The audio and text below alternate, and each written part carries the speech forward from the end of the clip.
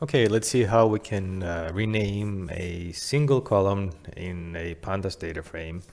And let's see some caveats also that may occur.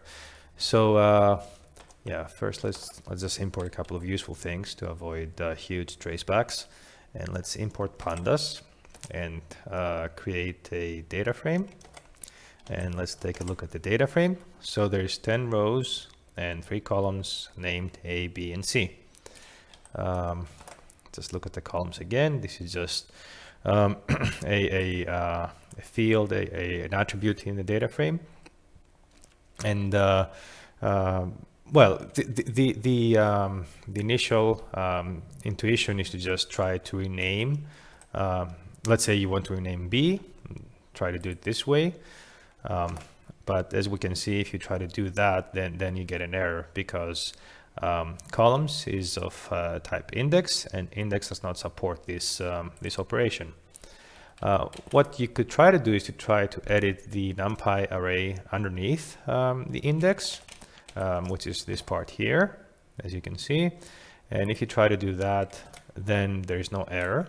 And if we look at the data frame, then the column seems to be renamed. However, if you try to access an element in that column,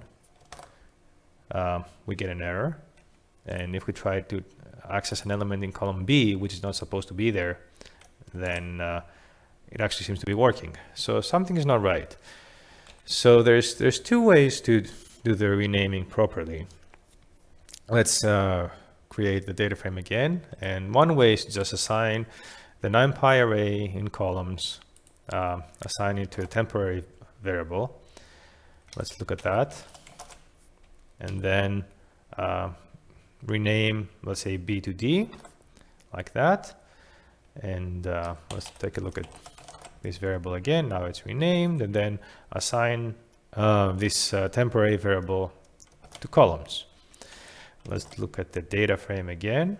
Column B is renamed, and let's try to access an element in that column, and now there's no error. And let's try to access an element in column B, which is not supposed to be there, and we get an error. So let's see. There's also another way you can do that. Let's create a data frame again, and let's rename it using this command here. You specify the columns that you want to rename. You want to rename B to D, and you want to do that in place. That's a preference. You can also do it like that if you want, but I prefer the in place. So let's do that here and take a look at the data frame. Column B is renamed, and let's try to access an element in column D. It's there. And let's try to access an element in column B, which is not supposed to be in the data frame anymore, and we get an error. So either of these 2 will work. Here you have to remember the function. This, well, requires a bit more lines, so I guess it's a preference issue. So I hope this helps, and thank you very much for watching.